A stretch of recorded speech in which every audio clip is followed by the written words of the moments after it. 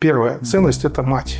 Мать – это женщина или образ, который дает жизнь, которая является как бы жизнедарующим, таким основой, жизнеполагающим ценностью и образом, который он будет всю свою жизнь проносить. И отец.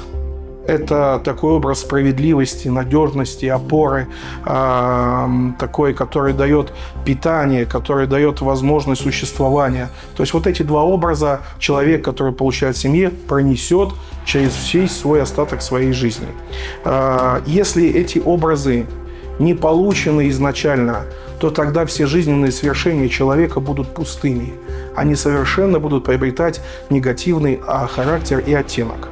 Поэтому любые какие-то начинания, которые даже человек будет начинать с добрым чувством или как он будет ему видеться как благие, они будут приобретать злонамеренный характер. Это 100%. Поэтому вот именно в семье закладывается все то, чем человек становится. И я хотел бы процитировать Александра Сергеевича Пушкина на этот счет, который говорит очень прекрасные слова. «Два чувства дивно близких нам, в них обретает сердце пищу. Любовь к родному пепелищу, любовь к отеческим гробам. На них основана от века, по воле Бога самого, самостояние человека, залог величия его». Лучше классика и тут и не скажешь.